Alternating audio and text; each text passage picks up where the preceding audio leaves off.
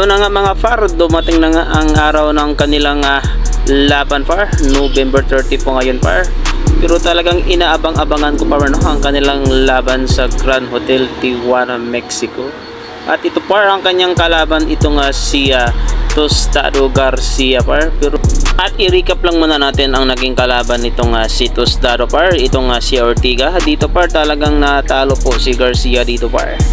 Lamang na lamang po si Ortiga dito sa kanilang laban, via unanimous po ang decision.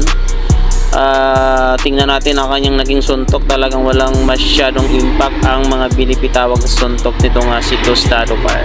Antay-antayin natin par at abang-abangan ang kanilang laban par. Sa kasalukuyan na 5:30 po ang nakasa doon ayon po sa Viva Promotion par.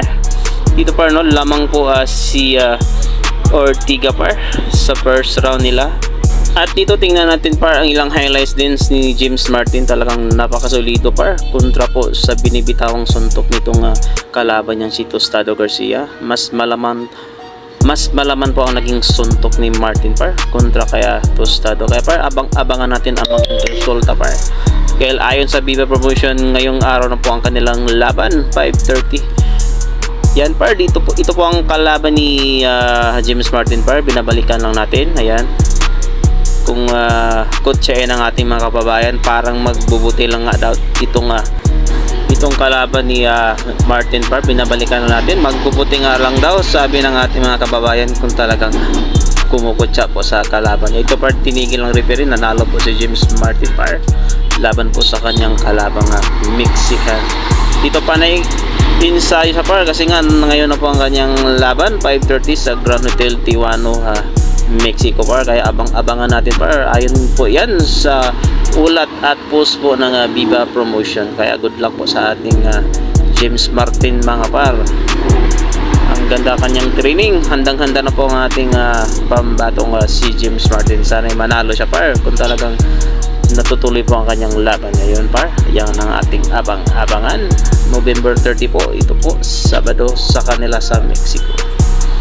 At dito par, balikan lang din natin ang kanyang naging laban dito kay Dogi, Oscar Dogi, kung paano niya tinalo par via unanimous decision. Ito po ang kanilang naging highlights par. Bago kayo mainip dyan, balikan muna natin at panoorin ang naging laban niya dito kontra kay Oscar Dogi versus Martin. 10 rounder po ang kanilang laban dito par. At ito round 4 po.